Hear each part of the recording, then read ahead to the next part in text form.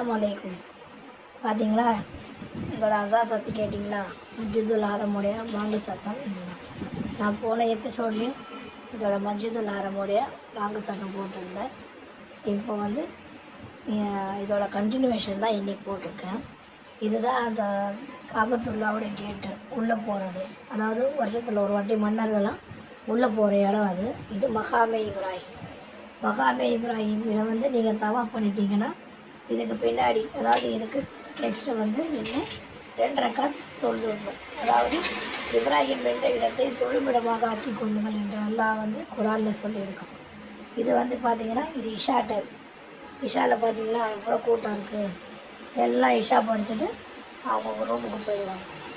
இன்ஷா அல்லாஹ் அடுத்த வீடியோவில் பார்க்கலாம். முகமதுடைய தோழர்களே, மக்காவுக்கு உள்ளவே விடக்கூடாது, எல்லைக்கு வெளியே தடுத்துட்டோம் அப்படின்னு சொல்லி நினைச்சு என்ன செய்யாங்க, அந்த ஹுதைபியா என்று சொல்லக்கூடிய அந்த இடத்துல தடை செய்யறாங்க. அதோட என்ன செய்யறாங்க, இதுக்கு மேல நீங்க உள்ள வரக்கூடாது அப்படின்னு தடை செய்யப்பட்ட இடம் தான் அந்த இடம். சரி, ஒண்ணு. ரெண்டாவது, அந்த விஷயம், அந்த இடத்துல அந்த ஹுதைபியாவில் போய் நம்ம என்ன பார்க்க போறோம், இந்த தடை செய்யப்பட்டது, அந்த நடந்த நிகழ்வு, அங்க என்னென்னலாம் நடந்துச்சோ அதனுடைய அடையாளமாக ஒரு சின்னதா ஒரு பள்ளிவாசல் அந்த காலத்துல கட்டினாங்க. அந்த பள்ளிவாசலுடைய 4 சுற்று சுவர்கள் இருக்கு. அந்த இடத்த போய் நாங்க பார்க்க போறோம். சரி, நாம அங்க போய் பார்க்கணும். என்ன பிரயோஜனம் இருக்கு?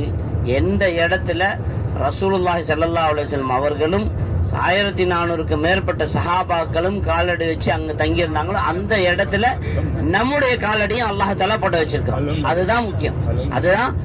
இப்ப எந்த இடத்துல